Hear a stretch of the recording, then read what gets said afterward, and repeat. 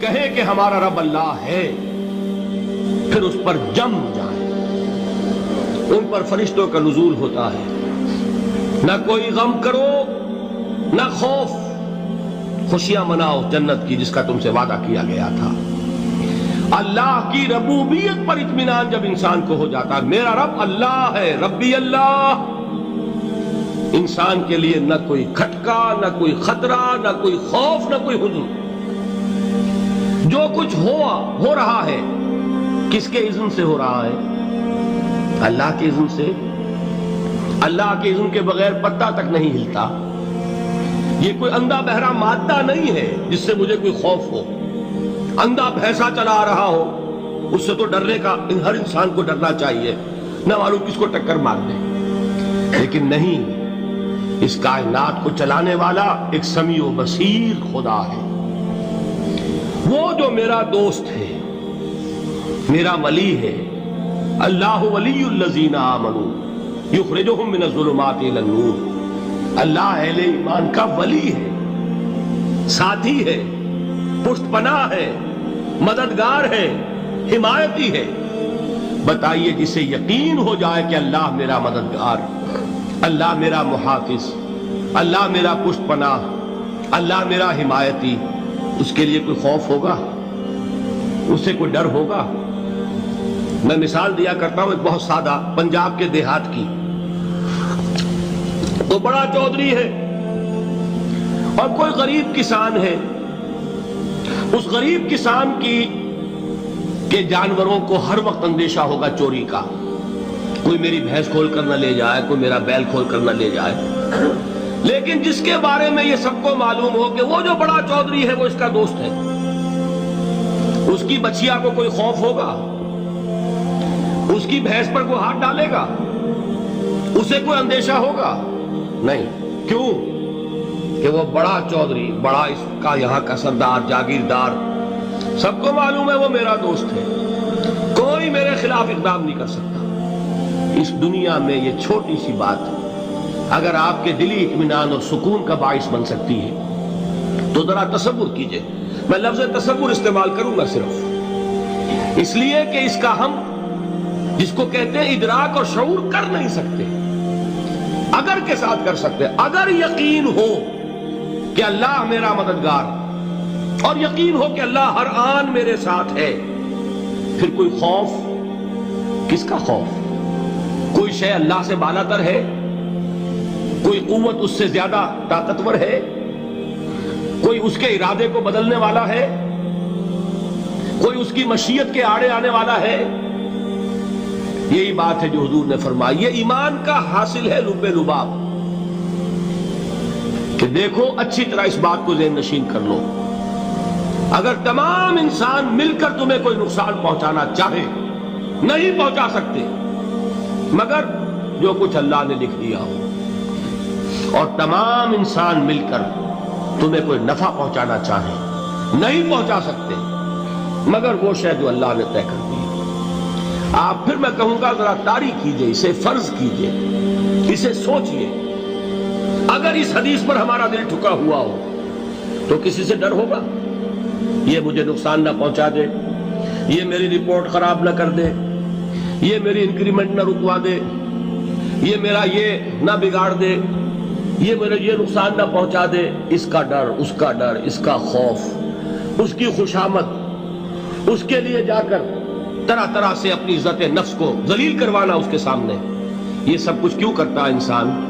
جب سمجھتا ہے کہ اس کے ہاتھ میں میرا کوئی نفع ہے، اس کے ہاتھ میں میرے لیے کوئی ضرر ہے، یہ مجھے کوئی غضب پہنچا سکتا ہے، یہ مجھے کوئی نقصان پہنچا سکتا ہے، یہ میرا کوئی کام بنا سکتا ہے، یہ میری کوئی ضرورت پوری کر سکتا ہے، اسی کا نام شرک ہے۔ جہاں آپ نے یہ سمجھا کہ غیر اللہ کے اندر کوئی طاقت موجود ہے وہی شرک ہے۔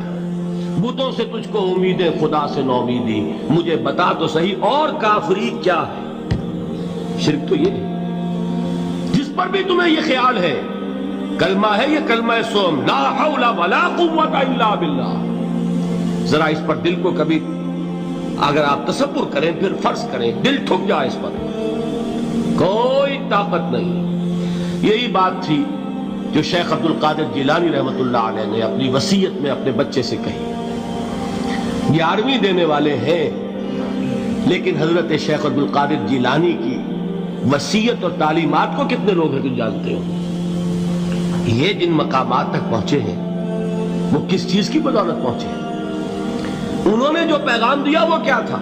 اے میرے بچے، جس طریقے سے قرآن مجید میں حضرت لقمان کی نصیحتیں جو ہے نقل کر دی گئی ہیں، میں یہ عرض کروں گا بالفرض اگر قرآن حضرت عبد القادر جیلانی کے بعد نازل ہوا ہوتا تو شیخ عبد القادر کی یہ نصیحتیں بھی قرآن میں درج ہوتی. اتنی اونچی نصیحتیں ہیں.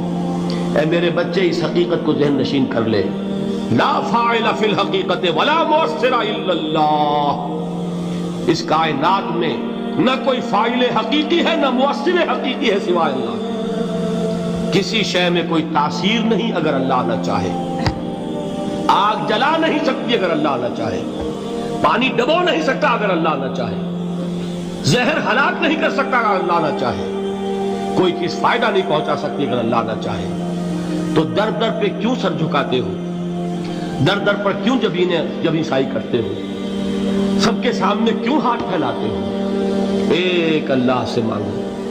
ایک اللہ کے سامنے زمین پر اپنی جبین رکھو. لا فاعل فی الحقیقت ولا مؤثر الا اللہ. نظر آتا ہے ہمیں کہ پانی پیاس بجھا دیتا ہے. پیاس بجھانے کی صلاحیت پانی میں نہیں ہے، اللہ کے اذن سے. کھانا بھوک مٹا دیتا ہے. بھوک مٹانے کی صلاحیت کھانے میں نہیں ہے، اذن رب میں ہے. دیکھیے یہی یقین تھا. حضرت موسیٰ علیہ السلام کا واقعہ یاد کیجئے. سامنے سمندر آ گیا ہے. قوم دیکھتی ہے پیچھے کہ گرد و غبار کا طوفان ہے. معلوم ہوا کہ فرعون اپنے لشکر سمیت آ گیا ہے. لشکر جب چلتا تھا تیز رفتاری کے ساتھ تو گرد و غبار کا جو طوفان اٹھتا تھا اس کا تصور کیجئے. اور لمحہ بلمحہ وہ قریب آ رہا ہے. پوری قوم نے کیا کہا؟ اے موسیٰ انا لمدرکون. اے موسیٰ ہم کو پکڑے گئے. قرآن مجید میں تو یہاں وہ باتیں نہیں لکھی ہے، لیکن تورات میں یہ درج ہے کہ بنی اسرائیل جھگڑنے لگے، دست و گریبان ہو گئے موسیٰ کے ساتھ. موسیٰ ہمیں یہاں مروایا لا کر، اس سے تو ہم ہی بہتر تھے. وہاں کھانے کو ملتا تھا، زندگی تو تھی. بیگار ہم کر رہے تھے، موت تو نہیں تھی. اب جو کچھ ہوگا اس کا تصور کرو، جس طریقے سے ہمارے ٹکڑے اڑائے جائیں گے. تو لڑ رہے ہیں حضرت موسیٰ علیہ السلام سے. یہ تورات کی تفصیل ہے. قرآن میں صرف اتنا آیا ہے، پریشان ہو کر انہوں نے کہا انا لمدرکون. موسیٰ ہم تو پکڑے گئے. اس وقت موسیٰ کا جواب کیا ہے؟ کلا ان معی ربی سیہدین. نہیں، میرے ساتھ میرا رب ہے، وہ راستہ دے گا. بتائیے کہاں راستہ نظر آ رہا ہے؟ یہ ہے ایمان بالغیب. راستہ نظر نہ آئے تب اللہ پر یقین ایمان ہے. جیب میں پیسے ہوں اور تب دل کو اطمینان ہے تو ایمان کس پر ہوا؟ پیسے پر، اللہ پر نہیں. جب وسائل و ذرائع نہ ہو اور پھر یقین ہو کہ اللہ مسبب الاسباب ہے، وہ اسباب کا پابند نہیں ہے، وہ اسباب کا محتاج نہیں ہے، اسباب اس کے محتاج ہے. اگر یہ یقین ہے تو اللہ پر ایمان ہے. یہ نہیں ہے تو تمہارا ایمان اسباب پر ہے، وسائل پر ہے، ذرائع پر ہے، مادیات پر ہے، اللہ پر نہیں. اس وقت کہاں راستہ تھا؟ کوئی راستہ تھا؟ سمندر ہے اور ادھر سے لشکر آ گیا ہے. کلا ان معی ربی سیہدین. اب دیکھیے ایمان کہہ دینا آسان ہے، ہوا معکم اینما کنتم. جہاں کہیں بھی تم ہوتے ہو اللہ تمہارے ساتھ ہوتا ہے. لیکن اس کا یقین قائم ہو جائے تو زمین و آسمان کا فرق واقع ہو جائے.